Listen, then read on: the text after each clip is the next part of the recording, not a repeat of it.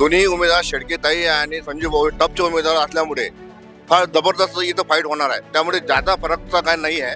2-4-5 हजाराचा तसे फरक पडणार आहे. त्यामुळे नेमकं कोण दोघावी कोण येईल हे सांगणं निश्चित नाही. चित्र कशा पद्धतीने पाहायला मिळेल? निवडणुकीत दोन्ही फाईटलेच आहे ना. दोन्ही फाईटलाच आहे. शेतकऱ्याचा प्रश्न सुटायला पाहिजे आणि शेतकऱ्या मालाला भाव भेटायला पाहिजे. कोणी येऊ, आपल्याला काही त्याचा त्रास नाहीये. कोणी आलं तरी चालतं. दादा आले चालतात, ताई आले चालतात, आपल्याला काय अडचण नाही. शेतकऱ्याचा प्रश्न सुटायला पाहिजे. यावेळेस काय वाटतं कोण आमदार होईल? ताई होईल ताई, ताई होईल ताई. जयश्रीताई होती. नमस्कार मंडळी, स्वागत आहे तुम्हा सर्वांचं रणसंग्राम विधानसभेचा कौल जनतेचा या आपल्या विशेष कार्यक्रमात. जसजशी आता मतदानाची तारीख जवळ येते आहे तसतशा सर्वच पक्षांच्या प्रचाराचा जोर या ठिकाणी वाढत चाललेला आहे. आज आपण आहोत बुलढाणा विधानसभा मतदारसंघातील मोताळा या भागात. बुलढाणा विधानसभा मतदारसंघात या मोताळा भागाचा मोठा प्रभाव पडतो. या भागात आपण या ठिकाणी आलेलो आहोत आणि या वेळेस बुलढाणा विधानसभा मतदारसंघाच्या निवडणुकीत महायुतीचे उमेदवार आहेत संजय गायकवाड आणि महाविकास आघाडीच्या उमेदवार आहेत जयश्री शेळके. यांच्यात अत्यंत अटीतटीची आणि चुरशीची अशी लढत या मतदारसंघात पाहायला मिळते आहे. यावेळेस बुलढाण्यात कोण बाजी मारणार आणि या ठिकाणच्या जनतेच्या मनातील आमदार कोण आहे, या सर्व प्रश्नांची उत्तरं आपण थेट जनतेकडून या ठिकाणच्या मतदारांकडून जाणून घेणार आहोत. चला तर मग जाणून घेऊया या ठिकाणच्या जनतेचा कौल नक्की काय आहे. आता आपल्या सोबत काही नवतरुण युवक आहेत, त्यांच्या सोबत बातचीत करूया. दादा नमस्कार. बुलढाणा विधानसभेची निवडणूक पार पडते आहे. या ठिकाणी प्रचाराचा जो जोर आहे तो अत्यंत वाढलेला आपल्याला पाहायला मिळतोय. काय वाटतं यावेळेस बुलढाण्यात कुणाची हवा पाहायला मिळते? यावेळेस कोण या ठिकाणी आमदार होईल? सर्वप्रथम मी तुम्हाला सांगतो, बुलढाणा विधानसभा 22 ज्या विधानसभेत बुलढाणा विधानसभेमध्ये मशाल हे उद्धव बाळासाहेब ठाकरे साहेबाचे उमेदवार आहे जयश्रीताई शेळके, हे निवडून येणार आहे. तुम्ही म्हणतायत की मशालच्या चिन्हावरती ज्या उमेदवार या ठिकाणी उभे आहेत जयश्री शेळके त्या निवडून येतील असं का बरं वाटतं आपल्याला? बरं आहे ना, असा म्हणजे ते सुशिक्षित कॅन्डिडेट आहे, एक चांगली फ्रेश कॅन्डिडेट आहे आणि त्यांचा स्वाभाविक म्हणजे त्यांची जी निवडणूक आहे हे निवडणूक आता जनतेने हातीत घेतलेली आहे. कारण म्हणजे 5 वर्षात त्याने सर्वांचे सुख दुःख, कोणाचं लग्न कार्यात, कोणाचं मयत, ते म्हणजे 5 वर्ष सर्वच्या घरी पोचणारे एक असे कॅन्डिडेट आहे जयश्रीताई शेळके. त्यामुळे तुम्हाला वाटतं की त्या निवडून 100%. 20 तारखेला मतदान पडेल. एकंदरीत काय वाटतं 23चा निकाल का पाहायला मिळेल? 23चा निकाल 100% मशालच्या तर्फे लागेल जयश्रीताई शेळके. एकंदरीत या ठिकाणी ग्राउंड रिपोर्टच्या माध्यमातून हा जो कौल आहे हा कौल या ठिकाणी जयश्री शेळके यांच्या माध्यमातून पाहायला मिळतो आहे. अजून काही प्रतिक्रिया आपण या ठिकाणी जाणून घेणार आहोत. काका आपल्या सोबत आहे, काका सोबत बातचीत करूया. काका काय वाटतं यावेळेस बुलढाणा विधानसभा मतदारसंघात या निवडणुका पार पडतायत, कशा पद्धतीचं चित्र पाहायला मिळतं यावेळेस? काय वाटतं कोण आमदार होईल? ताई होईल ताई. जयश्रीताई होतील असं का बरं वाटतं आपल्याला? काहू की मोताळा तालुक्यामध्ये काहीच केलं नाही ना आमदारांना, आणि मोताळा तालुक्यातून आमदार बनते. मोताळ्यातून आमदार बनतो. बिलकुल. काय वाटतं? मोताळ्या तालुक्यामधून आमदार बनते. काय वाटतं यावेळेस काय निकाल पाहायला मिळेल? आपलं तेच शेळकेताई येतील.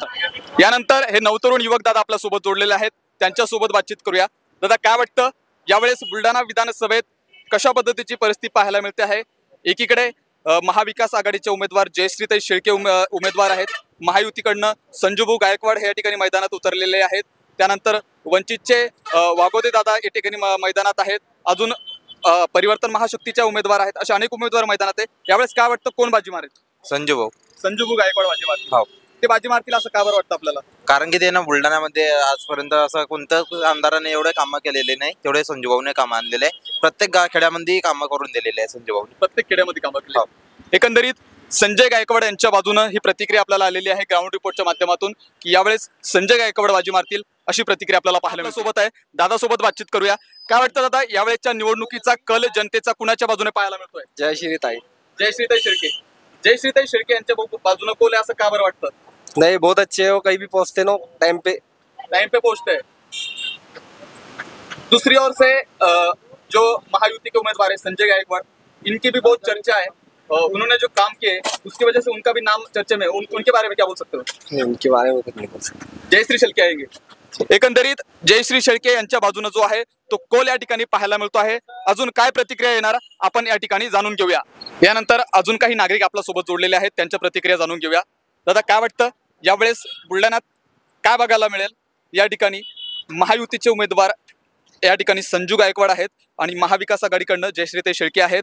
त्यानंतर वंचितचा देखील या ठिकाणी उमेदवार आहेत, परिवर्तन महाशक्तीचा उमेदवार आहेत. या ठिकाणी कोणता उमेदवार या ठिकाणी विजय होईल का वाटतं?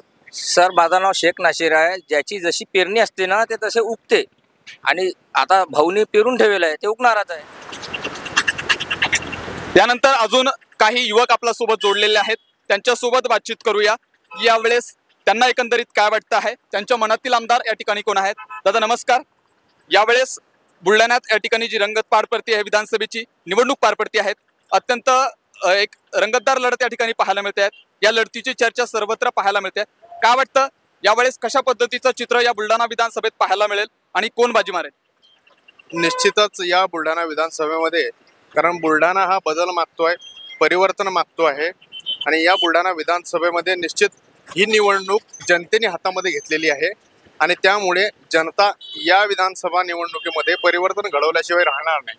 कारण राज्यातील जे महायुतीचं सरकार आहे यांचे जे वादे होते, म्हणजे झुटे वादे ज्याला म्हणतो आपण, त्याच्यामध्ये प्रामुख्यानं त्यांचं शिष्टमंडळ असेल, मंत्रिमंडळ असेल, कुठलेही जे त्यांनी वादे या ठिकाणी केले, दावे केले, ते दावे त्यांचे फोल ठरलेले आहे.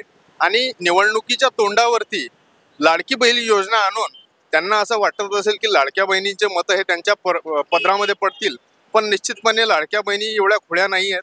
लाडक्या बहिणी सुद्धा सुज्ञ आहेत. त्यांना सुद्धा कळतं की लाडक्या बहिणीच्या पदरात पैसे टाकून लाडक्या दाजींचा खिसा खाली करण्याचं काम या सरकारने केलेलं आहे. या ठिकाणी शेतकऱ्यांची हेळसांड करणे, शेतकऱ्यांना बँकांच्या समोर रांगा लावून उभे करणे, त्यांची एक प्रकारे हरासमेंट करणे, या ठिकाणी हेच कुटील डाव या सरकारने केलेले आहे. आणि गोरगरीब शेतकरी, कास्तकार वर्ग, विद्यार्थी वर्ग, आज MPSC UPSC चे विद्यार्थी, त्यांच्या जागा काढल्या जात नाही, त्यांची परीक्षा होत नाही, निवडणुकीच्या तोंडावर हे सगळ्या गोष्टी पोस्टपोन करतात. म्हणजे हे एक प्रकारे फक्त राजकारण आणि सत्ताकारण फक्त खुर्चीसाठी चाललेलं आहे. त्याच्यामुळे फक्त बुलढाणा विधानसभामध्येच नाही तर संपूर्ण महाराष्ट्रामध्ये या ठिकाणी या निवडणुकीमध्ये परिवर्तन होणार आहे आणि या ठिकाणी महाविकास आघाडीचं सरकार बसणार. त्यानंतर हे दादा आपल्या सोबत जोडलेले आहेत, त्यांच्या सोबत बातचीत करूया. काय वाटतं दादा, यावेळेस कशा पद्धतीचं चित्र या बुलढाणा विधानसभेत या ठिकाणी पाहायला मिळेल? या ठिकाणी मोताळ्यात सध्या काय परिस्थिती आहे, कोणाची हवा पाहायला मिळते? जयश्री शेळकेताई. जयश्री शेळकेताई, त्यांची हवा असं का बरं वाटतंय?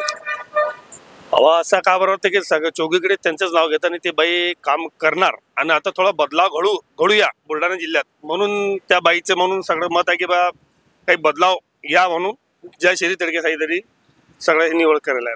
एकंदरीत एक बदलाव हवा म्हणून तुम्ही म्हणतायत की या ठिकाणी जयश्री शेळके या ठिकाणी निवडून आल्या पाहिजे. 20 तारखेला मतदान पार पडेल. कशा पद्धतीचा पोल या ठिकाणच्या जनतेचा आहे आणि 23चा निकाल काय पाहायला मिळू शकतो? 23 निकाल तेच जयश्री शेळकेताई. जयश्री शेळकेताई आपको क्या लगता? गायकवाड. संजू भाऊ गायकवाड. संजू भाऊ गायकवाड है क्या? ऐसा क्यों लगता आपको? ऐसा क्यों लगता? ऐसा क्यों? उन्होंने सब काम करेगा, काम करेगा, विकास करेगा. एकंदरीत तुम्ही या ठिकाणी सांगितलं आहात की शेतकऱ्यांचा जो प्रश्न आहे त्यामुळे या ठिकाणी संपूर्ण महाराष्ट्रात परिवर्तन पाहायला मिळेल. एकंदरीत दोन्ही महायुती असेल, महाविकास आघाडी असेल, यांचे वचननामे या ठिकाणी आलेले आहेत. महायुतीकडनं या ठिकाणी महिलांना 2100 रुपये देण्याचं या ठिकाणी वचन देण्यात आलेलं आहे. तर या ठिकाणी महाविकास आघाडीकडनं 3000 रुपयाचं वचन देण्यात आलं. एवढंच नाही तर महायुतीने देखील कर्जमाफीची घोषणा केलेली आहे निवडणुकीनंतर आणि महाविकास आघाडीने केलेली आहे. यावर काय सांगा? निश्चितपणे महाविकास आघाडीचं सरकार आल्याच्या नंतर जी कमेंडमेंट महाविकास आघाडीच्या वरिष्ठ नेत्यांनी केलेली आहे ती वास्तविकतेमध्ये त्या योजना निश्चित राबवल्या जातील. कारण आपण 70 वर्षाचा इतिहास पाहतो आहे की शेतकऱ्याची हेळसांड कधीही काँग्रेस पक्षाने केली नाही.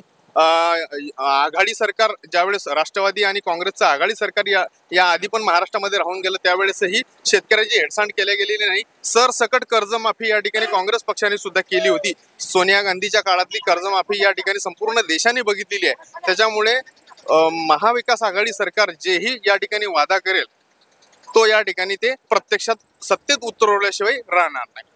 एकंदरीत अशा पद्धतीच्या प्रतिक्रिया आपल्याला पाहायला मिळतात. काका आपल्या सोबत आहे, काका सोबत बातचीत करूया. काका काय वाटतं यावेळेस बुलढाण्यात कशा पद्धतीची परिस्थिती आहे आणि कोणता उमेदवार या ठिकाणी मजबूत पाहायला मिळतोय? कोण या ठिकाणी बाजी मारेल? महाविकास आघाडी. महाविकास आघाडी. महाविकास आघाडी बाजी मारेल असं का वाटतं आपल्याला? ते दिलेला शब्द पाळतात, ते दिलेला शब्द पाळतात. महायुतीकडनं देखील अनेक योजना या ठिकाणी राबवण्यात आल्या, त्यांच्याकडनं शब्द पाळला गेला नाही.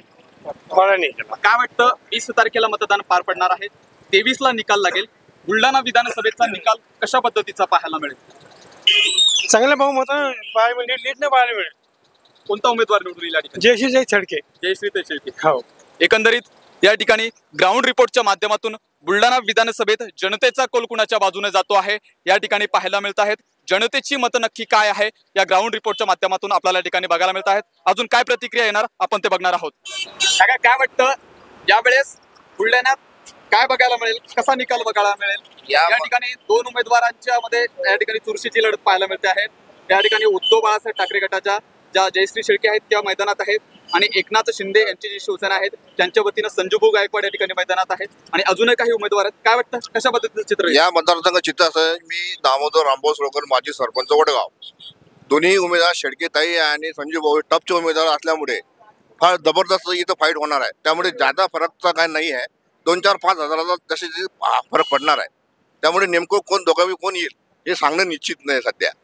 म्हणजे या ठिकाणी चुरशीची लढत पाहायला मिळते, एकदम चुरशीची लढत आहे. टक्कर होणार. दोन्ही टॉपचे उमेदवार असल्यामुळे त्यामुळे मुश्किल आहे जरा कोणाचा निर्णय सांगा. काय वाटतं कोणते मुद्दे महत्वाचे ठरले या निवडणुकीत? या मतदारसंघात मुद्दे असे की बा बेरोजगारी, शेतकऱ्यांचं काही कर्जमाफी नाही, शेतकऱ्यांना भाव नाही, काही कुठं काही नाही आहे. त्यामुळे हा थोडा फरक पडणार आहे या मतदारांमध्ये. हे मुद्दे महत्वाचे ठरले. हा. यानंतर अजून काही मुद्दे आहेत. काय वाटतं दादा तुला, एक युवक म्हणून काय सांगशील? मी काहीच सांगू शकत नाही दादा तुम्हाला.